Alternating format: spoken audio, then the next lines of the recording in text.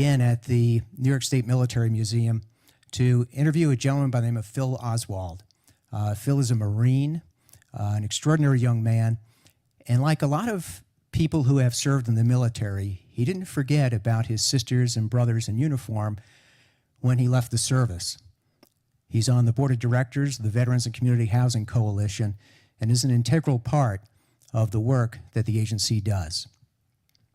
So let's take a look now and have a conversation with Phill. Phill, you're a Marine. You served overseas in Iraq and Afghanistan, and now you serve on the board of directors of VCHC. So you've got a unique perspective of the challenges of serving in the military and also the challenges of others who are making the transition back to civilian life.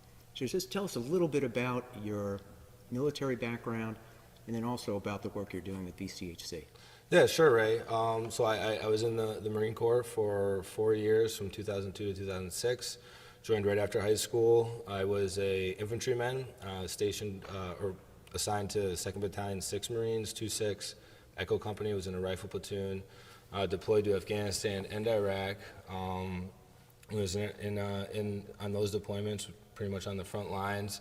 Our firm base in Iraq was a bombed out train station right outside of Fallujah, so we're running patrols and offensive operations out of there. So I got to experience firsthand what it was like being in those highly stressful circumstances, and experience firsthand the loss of close friends, unfortunately. So yeah, I have those firsthand experiences, and then also firsthand experiences from the transition. So when I got out of the military, I was only in for 4 years, getting out and going into the civilian world. So I do have those firsthand experiences, and I can tell you that VCHC is doing all the right things. A lot of folks, when they get out, there's certain things that I think are key to moving forward with life and dealing with, I guess, metaphorically speaking, the weights that can be on your back from military service. And important from my perspective, and I see from the perspective of the people who we help now, is one, of course, having a safe, reliable place to live, which of course we provide. Number 2 is being surrounded with a bunch of people who you can relate to, other men and women who served with you. That was one thing that was incredibly important to me, and that allowed me to kind of move on and to progress my life in a positive way, and we provide that as well.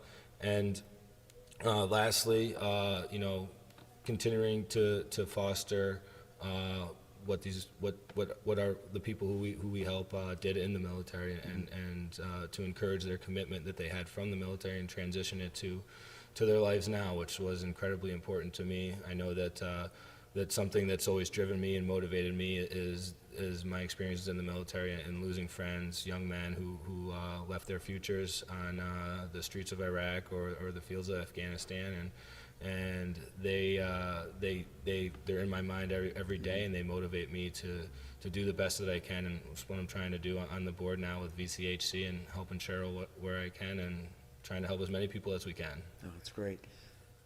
When you get the opportunity to visit with the women at Guardian House, the men at Veterans House, tell us briefly about the direct impact that you see VCHC making on their lives.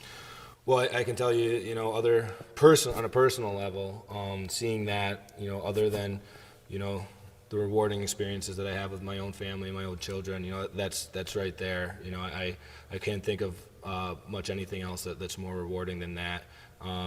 Seeing that we're able to give these people a place to live, which is a life necessity, and that they don't have to worry about that, and they can worry about dealing with some of the other weights and moving forward in the best way that they can. But that certainly is something that I also think about on a daily basis, and that drives me to push myself to do better and to do everything that I can to help the organization, VCHC. And I think that's why we're all here. I think that's why Cheryl and her team work incredibly hard, day in and day out. While they don't just look at it as a job, but they're personally committed to it, and they personally believe in that transition and that assistance, and seeing people who benefit positively from what we're doing for them. That's great.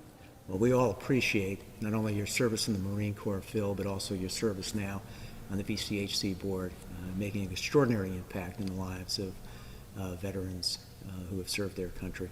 Thanks, Ray, and I appreciate you bringing attention to the good things we're trying to do.